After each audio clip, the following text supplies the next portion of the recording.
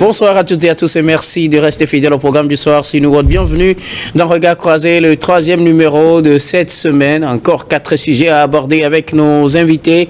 Nous parlerons d'abord du Tchad présidentiel, mort de Yaya Dillo, un boulevard ouvert pour Mahamat Déby. Ce sera notre interrogation avec nos invités. Notre deuxième sujet concerne le Ghana, loi anti-LGBTQ, les mises en garde du ministre des Finances. Nous en parlerons également avec nos invités. Notre troisième sujet concerne le Sénégal, la loi d'amnistie, l'autre source de discorde. Puis nous terminerons bien évidemment par le Togo, élection. Le CONAP appelle les médias à faire preuve de responsabilité et de professionnalisme. Et pour en parler ce soir, 3 invités sur ce plateau avec moi. Louis Kamako, vous êtes journaliste et analyste politique. Bonsoir Louis et bienvenue. Bonsoir docteur, bonsoir à toutes et à tous. Merci beaucoup Louis d'avoir répondu à notre invitation. À côté de vous, Dieudonné Sewonou, vous êtes également journaliste et directeur général des lieux services. Bonsoir Dieudonné et merci d'avoir répondu à notre invitation. Bonsour docteur, merci de nous avoir invités. Merci également. Que vous avez une très belle veste. Merci beaucoup.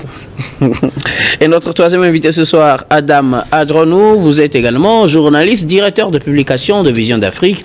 Bonsoir Adam et bienvenue. Bonsoir docteur, merci de m'avoir invité. Un bonsoir spécial à tous celles et à tous ceux qui nous suivent de par le monde. Merci beaucoup à vous tous d'avoir répondu à notre invitation. Nous allons donc commencer avec le premier sujet, direction le Tchad pour parler de la présidentielle, mort de Yaya Dillo, un boulevard ouvert pour Mahamat Déby. C'est notre interrogation avec vous, très chers invités sur ce plateau.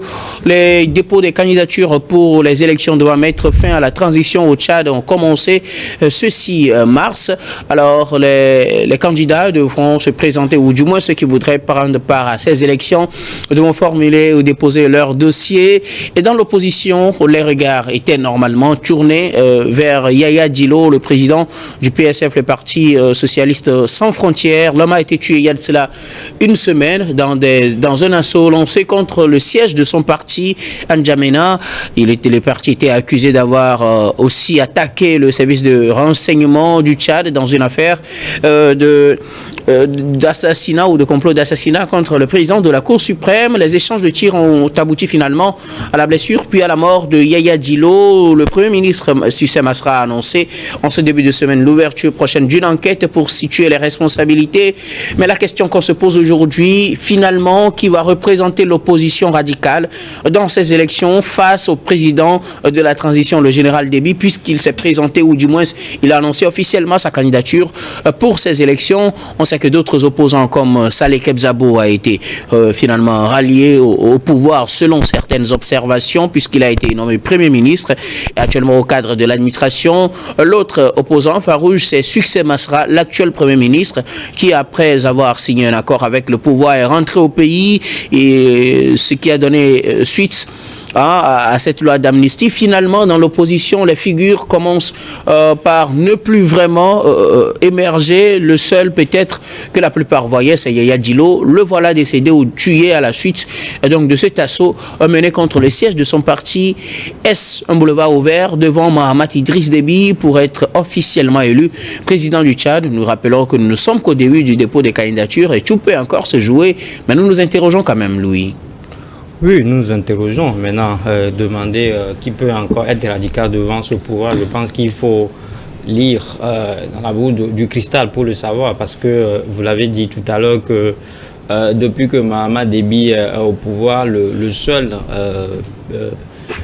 personnage, ou bien la seule personnalité qui lui tient la tête, c'est justement Yaya Diallo. Et on connaît à peu près son parcours atypique. L'homme a été rebelle avant d'être ministre des Mines. Il a été secrétaire général de la présidente au temps de Itno Déby même. Donc quand vous voyez aujourd'hui avec tout son parcours et avec tout ce qu'il est en train de faire actuellement, parce que avant le décès de Déby, il était en Belgique, il était en Belgique. C'est en 2021 qu'il est revenu au pays, justement, et après, il a signé un accord avec la famille Déby, parce que vous n'êtes pas sans savoir que c'est ce qui se passe entre eux, c'est également une affaire de famille. Et Yaya Diallo, aujourd'hui, c'est le neveu, justement, de Mahamat Déby qui est au pouvoir. Et donc, le cousin. voilà, c'est son cousin. Donc, il y a un lien de parenté entre eux. Et donc les histoires vous diront, ou bien les informations rapportent que il y a également un conflit familial entre eux. Et donc quand on part du principe qu'en Afrique généralement entre la famille, c'est pas souvent la bonne entente, hein. Il y a souvent la jalousie, la guéguerre de tout ça. Et donc quand vous voyez que tous ces messieurs-là ont presque la même fonction, je pense que Diallo, c'est le principal justement handicap en fait aujourd'hui pour Mohamed Déby, parce qu'il a été, c'est un frère d'âme, et il connaît lui aussi à peu près les rois du pouvoir. Ex-rebelle. Ouais, ex-rebelle, mais voilà, ex-rebelle. Donc aujourd'hui, lui aussi, il nourrit l'ambition justement de devenir président du TAP, surtout qu'il avait travaillé du côté de Itno Déby, et il connaît à peu près en fait ce qu'on appelle, quand on parle de la gestion de la chose publique. Donc aujourd'hui, Mohamed Déby est arrivé à aspirer tout le monde, parce que le dernier élément qu'il a pu cueillir, c'est justement Sucé Masra, qui aujourd'hui est devenu le chef du gouvernement. Donc c'est avec lui qu'il travaille main dans la main. Et donc en face, il restait justement que Yaya Diallo, que le gouvernement ou bien que le régime a justement trouvé bon de neutraliser pour avoir le boulevard, comme l'intitule. Par rapport à sa mort, on n'a pas trop de détails puisque les versions divergent. Selon le pouvoir, Yaya Diallo a été blessé lors de l'assaut mené contre son parti. C'est lui qui aurait d'ailleurs ouvert le feu sur les militaires, et donc en ripostant, il a été blessé. Et ce n'est qu'à la suite de ses blessures qu'il est décédé. Mais selon son camp, il a été tué à bout portant parce qu'on aurait tiré peut-être une balle dans sa tête. Et c'est vrai, il y a des images qui montrent cela, mais il reste toujours à vérifier si effectivement les faits se sont déroulés comme le raconte l'un des cas ou l'autre. Pour le moment, le Premier ministre Sucé Masra a annoncé l'ouverture d'une enquête. Oui, c'est pour cela que moi j'aurais souhaité que cette enquête-là aille au bout et que les gens soient honnêtes en fait. C'est-à-dire qu'il n'y a pas une partie prise dans l'exécution dans cette enquête-là. Parce que vous l'avez dit aujourd'hui, tout le monde essaie de tirer le drap de son côté. C'est la parole du gouvernement contre celle de l'opposition, justement, parce que quand vous avez vu, on a vu des images, on a vu que le monsieur a été tué par balle, mais au même moment le gouvernement tient une autre version. Est-ce que la version principale du gouvernement, c'est que les militaires ou bien les forces de l'ordre de sécurité ont intervenu sous forme de légitime défense, parce qu'il dit que c'est Diallo qui a ouvert premièrement le feu et que il va falloir que les forces de l'ordre de sécurité se défendent aussi, et donc c'est dans les échanges de tir. Le porte-gouvernement ne parle même pas d'échange de tir, pas de sommation. Dans les sommations qu'il a été tué. Donc c'est pour ça que je dis que les conditions dans lesquelles il est décédé sont jusque-là floues, et que seule une enquête indépendante et impartiale pourrait situer les responsabilités. Alors, pensez-vous qu'avec cette mort, qu'une enquête situe les responsabilités ou pas, que c'est un boulevard ouvert devant Mahamat Idriss Déby, où on pourrait voir d'autres figures émerger et lui créer des problèmes pour ces élections? Moi, je suis tenté de répondre tout de go par l'affirmative, parce qu'on l'a dit, Diallo aujourd'hui, c'est le tel qui tient tête en fait à ce pouvoir, et aux dernières nouvelles, il est arrivé à créer un fonds dans lequel on retrouve Salah Déby, qui est le frère de Itno Déby, et il est aujourd'hui l'oncle de Mohamed Déby. Lui aussi il a été arrêté, donc il se montre lui aussi radical à un moment donné, et donc on a vu qu'il va falloir justement mettre de grappin sur tout ce monde là pour que le pouvoir soit désormais en fait pour que Mohamed Déby qui est au pouvoir ait la roue libre aujourd'hui. Et c'est comme ça malheureusement dans un régime dictatorial, dans un régime militaire, quand vous venez au pouvoir dans un bain de sang ou bien avec une effusion de sang, on essaie justement de neutraliser tout ce qu'on a en face pour justement faire asseoir son pouvoir. Et je pense qu'il se passe au Tchad, on l'a déjà vu ailleurs, et c'est comme ça que ça se passe en Afrique. Tout ce qui se passe, ça veut dire que c'est déjà, ça s'est déjà produit quelque part, et les gens essaient justement de recopier pour le replaquer dans leur pays. Alors, Dieu donne nous, Yaya Diallo est mort, quoi qu'on dise, même si les circonstances de cette mort restent à être élucidées. Peut-on dire qu'il s'agit d'un boulevard ouvert devant Mohamed Idriss Déby, qui avait annoncé qu'il sera candidat à ces élections? Son parti l'avait proposé, lui-même il a confirmé, il sera candidat.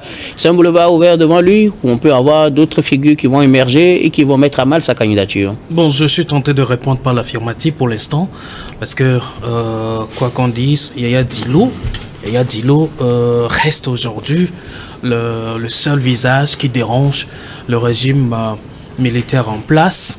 Parce que ayant connu, comme le dirait quelqu'un, ayant été de la maison, donc maîtrisant les rouages de la maison, maîtrisant les secrets de la maison, et donc n'est que la seule personne qui pourra titiller le fauteuil du fils Déby.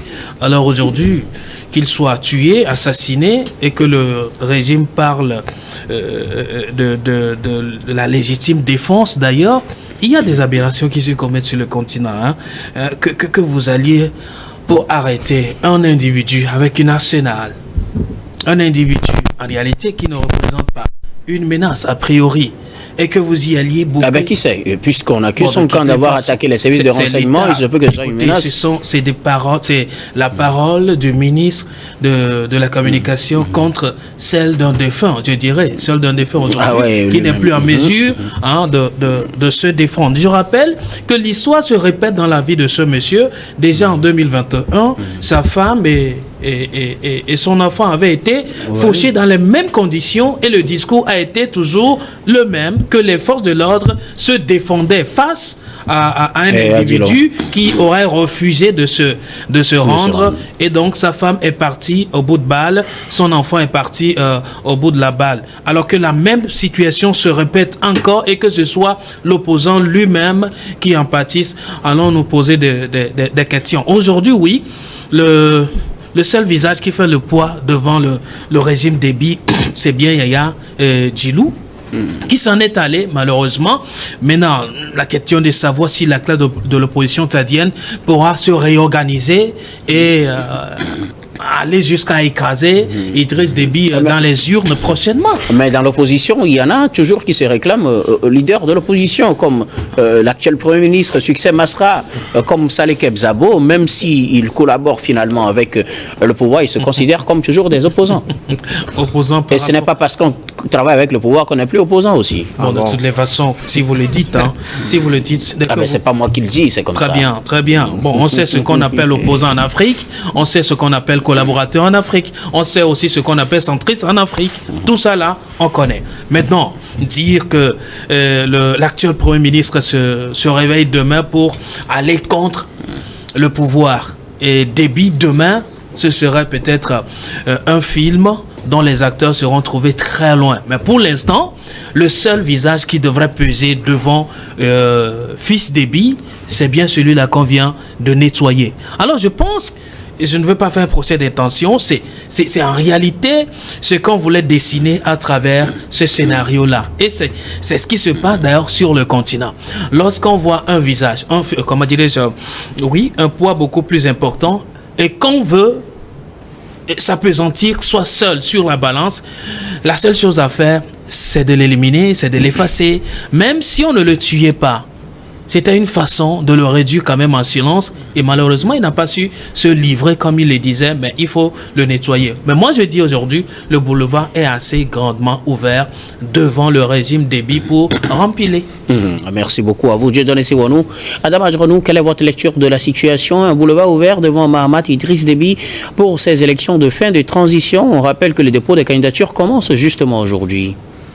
Vous savez, permettez que j'ai une pensée particulière pour la famille aussi biologique que politique de cet opposant historique, l'unique qui restait lorsque nous prenons l'environnement politique du Tchad, puisque vous savez, rien ne serait justifié en réalité la mort d'un opposant quoi qu'il en soit, surtout dans ces conditions. Il est rare, c'est vrai que les régimes que nous avons en Afrique se ressemblent aussi bien en termes de structuration et d'actes aussi posés, mais aller jusqu'à ce point, je pense que le Tchad a battu des records en Afrique dans le cadre de répression surtout aussi violente des opposants. On l'a jamais connu rares sont les pays qui sont illustrés de cette façon-là. Mais vous savez, à la veille des élections, vous l'avez dit tantôt que en tout cas, le dépôt des candidatures commence aujourd'hui. Et lorsque vous lisez un peu l'environnement du Tchad, il est très très difficile de pouvoir dire qu'on peut faire émerger un opposant qui puisse du jour au lendemain en tout cas s'exprimer de la façon dont ces opposants les ont connus par le passé et qui ont gagné en tout cas la confiance de l'opinion par un certain date donné. Même si entre-temps ils appartenaient à une coalition, je pense que lorsque vous les prenez, chacun a une illustration particulière. Et je pense que Yaya Dillo, en ce qui le concerne, après le ralliement de Succès Masra, plus ou moins à la cause de la transition, ce qui, lorsque nous prenons, c'est un classique dans nos pays africains, lorsque vous ralliez un classique que moi je n'ai toujours pas en tout cas partagé. Et lorsque vous ralliez vous comprenez autrement les choses, on vous taxe directement de n'être plus opposant. Mais je pense que ces opposants également ont contribué à enraciner cette opinion au sein de la population en eux-mêmes. Même si nous aujourd'hui on relève des manquements, des réserves en ce qui concerne ces aspects-là, je pense qu'eux-mêmes en ont pour quelque chose. Donc aujourd'hui, à la veille des élections, pratiquement, je pense qu'on peut plus ou moins dire, puisque depuis d'ailleurs même la candidature annoncée de Mahamat Idriss Déby, l'on se disait que, en tout cas, c'est plié de toutes les façons. Parce que vous savez, le discours n'a pas été constant en ce qui concerne en tout cas cette tradition jusqu'à accepter la candidature de Mahamat Idriss Déby. De toute évidence, qu'il soit là, on savait pertinemment qu'il y aurait des opinions qui peuvent s'exprimer, mais en matière d'élection, l'on se disait quand même que c'est plié. Mais aujourd'hui, avec son décès, puisque c'est vrai, lorsque nous prenons en termes d'aura, en termes d'actes posés, Yaya Dillo était l'unique opposant, en tout cas qui était dans cette posture-là assez tranchée vis-à-vis de Mahamat Idriss Déby. Aujourd'hui qu'il est parti, et surtout lorsque nous prenons en termes de structuration, d'organisation, on pouvait dire, puis s'il y a quand même des figures au sein de son parti politique qui pouvaient en réalité porter cette lutte-là. Mais lorsqu'on vit dans la clandestinité, puisque les gens sont toujours recherchés, aujourd'hui j'écoutais RFI où certains dans la clandestinité s'exprimaient, il leur est très difficile de pouvoir venir, en tout cas ouvertement, dire que voilà, on pose la candidature. Ça voudrait dire quelque part que... Et il y en a plein aussi qui sont en exil. Tout à fait. Donc ça voudrait dire pour ces élections, en tout cas pour le moment, ils ne sont pas concernés. Ils ne sont pas concernés. Pour vous, ils ne pourront pas se présenter, ils ne pourront pas faire le poids face à la De toute façon, les gens sont recherchés. On ne peut pas, du jour au lendemain, quitter et faire émerger un opposant qui puisse tenir tête. Parce qu'on ne va pas aux élections parce qu'on veut aller aux élections. On va aux élections et ce sont des dépenses également qui sont engagées. Et je pense que lorsque vous n'avez pas une figure de proue qui puisse donc s'exprimer en ce sens, c'est très difficile que vous pouvez. Et surtout lorsqu'on vit dans la clandestinité. Et donc pour vous, c'est le boulevard aussi. Le boulevard est ouvert pour le moment, pour ces élections. Mais je sais que lorsque vous prenez l'environnement, il y a beaucoup d'opposants qui peuvent encore s'exprimer. Mais pour le moment, comme je l'ai dit, le boulevard est ouvert parce qu'ils ne sont pas concernés par ces élections-là. Et je pense que, en tout cas, toutes les versions me donnent raison en ce sens-là. Donc nous pouvons plus ou moins dire depuis l'annonce de la candidature, le boulevard était ouvert, même s'il n'était pas décédé. Je pense qu'il n'y avait pas grand-chose à dire sur cet aspect. Merci beaucoup à vous. Nous allons marquer la première pause, puis on revient juste après pour la suite de cette émission.